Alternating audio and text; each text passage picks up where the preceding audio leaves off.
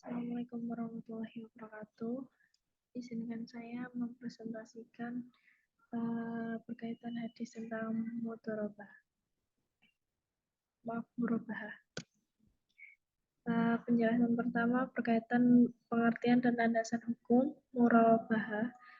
Untuk artinya sendiri, murabahah sebuah proses transaksi jual beli barang ketika harga asal dan keuntungan telah diketahui dan disepakati oleh kedua belah pihak sebelumnya. Sementara dalam perbankan syariah, akad murabahah adalah jenis kontrak yang dapat diartikan sering digunakan untuk pembelian produk oleh bank sesuai permintaan nasabah dan kemudian dijual kepada nasabah tersebut sebesar harga beli dan keuntungan yang telah disepakati sebelumnya. Kemudian dari segi landasan hukum, transaksi mudharabah adalah berasal dari Quran Surat Al-Baqarah ayat 275 yang berbunyi, dan Allah menghalalkan jual beli dan mengharamkan riba. Kemudian pada Quran Surat An-Nisa ayat 29 yang artinya, hai orang-orang yang beriman, janganlah kamu memakan harta sesamamu dengan jalan yang batil, kecuali dengan jalan perniagaan yang berlaku dengan suka sama suka di antara kamu. Dan janganlah kamu membunuh dirimu, sesungguhnya Allah adalah Maha Penyayang kepadamu.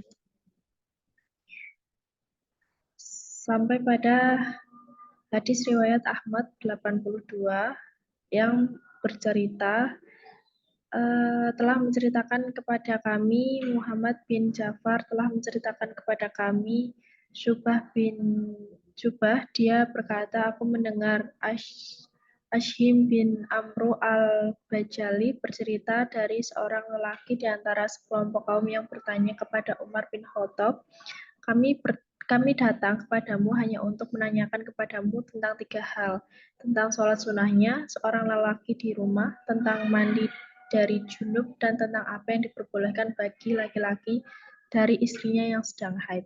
Maka Umar menjawab, apakah kalian tukang sihir? Kalian telah menanyakan kepadaku sesuatu yang tidak pernah ditanyakan oleh seorang pun sejak aku menanyakan kepada Rasulullah SAW. Nabi Muhammad SAW, maka dia berkata, Sholat sunahnya seorang laki-laki di rumahnya adalah cahaya, maka barang siapa yang berkendak terangilah rumahnya dan dia menerangkan tentang mandi dari junub, hendaklah mencuci kemaluannya, kemudian berwudu, kemudian menyiram ke kepalanya sebanyak 3 kali, dan dia menerangkan tentang istri yang sedang haid. Baginya adalah apa yang ada di atas kain selain farji. Kemudian hadis Darimi 538 telah mengabarkan kepada kami Muhammad bin Yusuf dari Sufyan dari Lais dari Adi bin Adi dari Abu Abdullah alaihi salam, Sunabihi dari Muais bin Jabal radhiyallahu anhu, ia berkata, tidaklah kaki seorang hamba bergeser dari tempat penantiannya pada hari kiamat hingga ia ditanyakan 4 perkara. Tentang umurnya, untuk apa yang ia habiskan, tentang badannya, untuk apa ia gunakan, tentang harta, dari mana ia dapatkan, dan untuk apa ia belanjakan, serta tentang ilmu, untuk apa ia amalkan.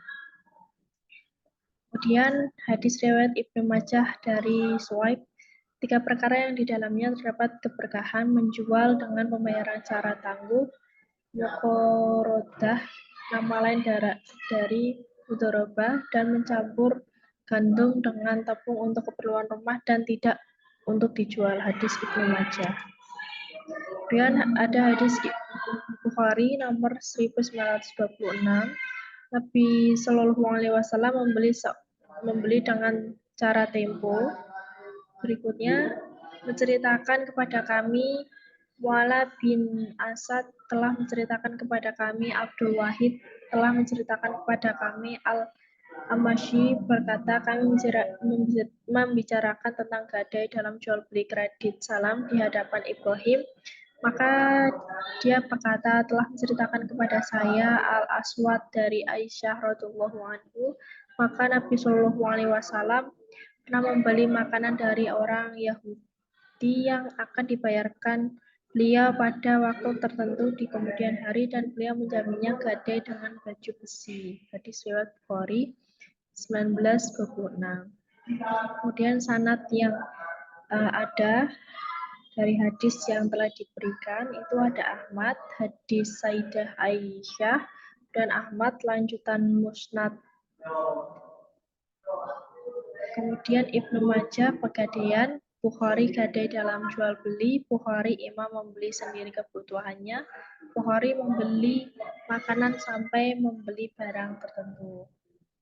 Dan makna global dari hadis ini, nasabah dapat memenuhi kebutuhannya untuk memperoleh dan memiliki barang yang dibutuhkan tanpa harus menyediakan uang tunai terlebih dahulu. Dengan kata lain, nasabah telah memperoleh pembiayaan al-murabahah dari bank untuk pegadaian barang tersebut, untuk memberikan keringanan kepada manusia yang dimana ada sebagian orang yang punya harta tetapi tidak bisa membuatnya menjadi produktif. Ada juga sebagian yang lain mempunyai keahlian tapi tidak mempunyai harta untuk dikelola.